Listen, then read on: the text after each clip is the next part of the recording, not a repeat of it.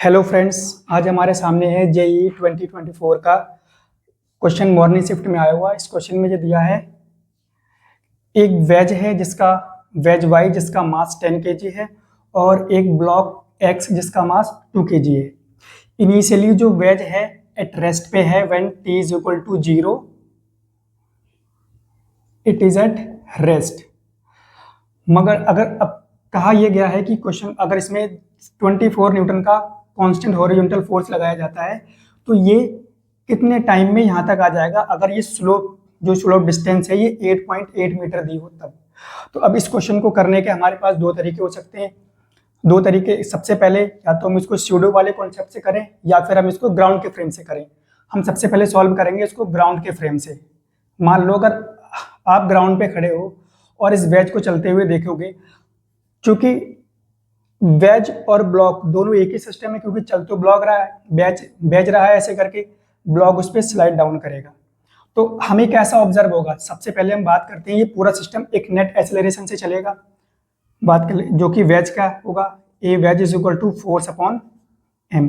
Force कितना है 24 Newton और मास है 10 + 2 12, यानी कि वेज का जो एक्सेलरेशन आ गया वो कितना है 2 मीटर पर सेकंड। और याद रखने वाली चीज ये, क्योंकि सिस्टम पूरा इसी फोर्स से चल रहा है तो इसका भी हॉरिजॉन्टल एक्सेलरेशन वही होगा जो वेज का है, क्योंकि पूरा सिस्टम एक। अब जब ये इस पे स्लाइड डाउन कर रहा होगा तो इस पे दो एक्सेलरेशन लग रहे होंगे, एक तो एक्सेलरेशन ड्यू टू ग्रेविटी, दूसरा हॉरिजॉन्टल एक्सेलरेशन। तो हम सबसे पहले वेज ब्लॉक एक्स का एक्सेलरेशन निकालते हैं।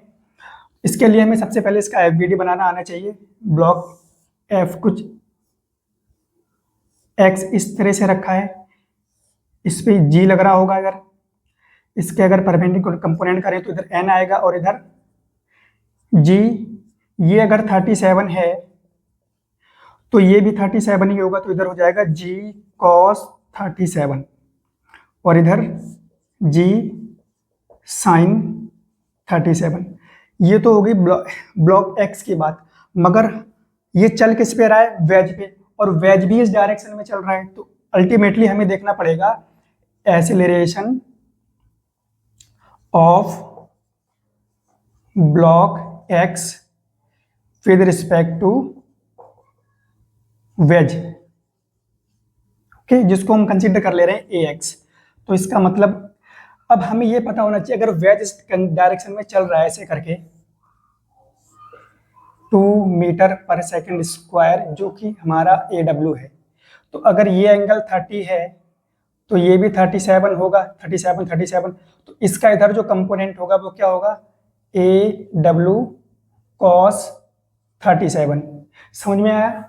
अब इसमें है क्या, वेज भी चल रहा है, वेज नेट तो एक्सेलरेशन इधर को 2 मीटर पर सेकंड स्क्वायर, मगर अब इस पे जो ब्लॉक है ये भी इस पे क्या हो रहा है, स्लाइड डाउन हो रहा है। तो होते समय अब ब्लॉक का भी एक्सेलरेशन है और वेज का भी है, तो हम इसका रिलेटिव एक्सेलरेशन निकालेंगे। तो ये हो जाएगा जी साइन थीटा, क्योंकि आप ये कंसीडर कर लो कि आप ब्लॉक पे बैठे हुए हो। जब आप ब्लॉक पे बैठे हुए हो तो ब्लॉक आपके लिए रेस्ट पे हो गया। तो उस कंडीशन में हम क्या करते हैं, अपना वाला एक्सेलरेशन दूसरे माइनस करते हैं। तो ये हो जाएगा AW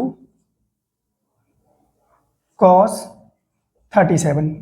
जी की वैल्यू 10 कंसीडर करनी है, ये 37 है यहाँ पर, जी साइन 37।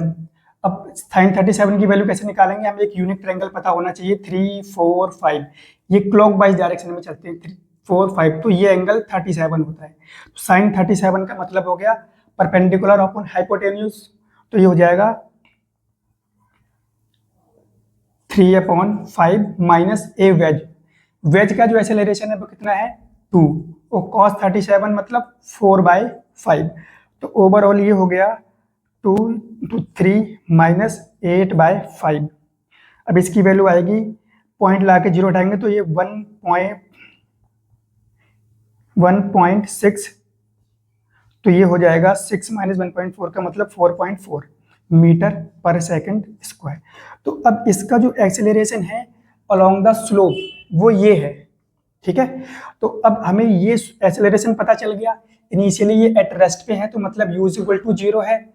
अब हमसे पूछा है कि टाइम निकालना है हमें, तो हमें एक्सेलरेशन पता है, टाइम निकाल सकते हैं using second equation, using equation second, s is equal to u t plus half a x into t square.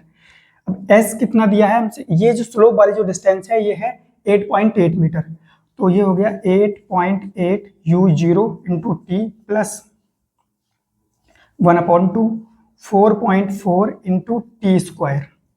Okay, तो ये हो जाएगा, इसके इधर मल्टीप्लाई करेंगे तो 8.8, पहले इसको कैंसिल कर लेते हैं, तो ये हो गया 2.2 टी स्क्वायर, तो t square is equal to 8.8 2.2 decimal से डेसिमल, और ये कुल मिला के 4 बार में कैंसिल होगा, तो t square is equal to √4 2 second. ठीक है, तो यानी कि ये 2 सेकेंड में यहाँ तक आ जाएगा, ग्राउंड तक। ये अप्रोच हमारी कहाँ की थी, ये अप्रोच थी हमारी ग्राउंड के रिस्पेक्ट में। अगर हम यहाँ से ग्राउंड के रिस्पेक्ट में इसको देख रहे हैं तब हमने ये रिलेटिव लगाया है यहाँ पर, अदरवाइज इसको करने का दूसरा तरीका भी है, वो है स्यूडो कॉन्सेप्ट से। आप ये मान के चलो कि जब ब्लॉक ऐसे करके डाउनवर्ड आएगा तो आप सिर्फ ब्लॉक को ही ऑब्जर्व करो, जब हम इस पे कौन कौन से फोर्स लग रहे होंगे, एक तो जी एक्सेलरेशन ड्यू टू ग्रेविटी वैसे एक्सेलरेशन होगा, इधर नॉर्मल होगा तो इसका एक कंपोनेंट इसको इधर बैलेंस करेगा, तो ये हो जाएगा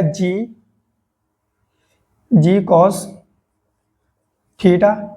और अब स्यूडो फोर्स में हम करते क्या है, अगर हम इस सिस्टम पे खुद पे बैठे हुए हों तो अब हमें तो जो ब्लॉक है वो रेस्ट पे लगेगा।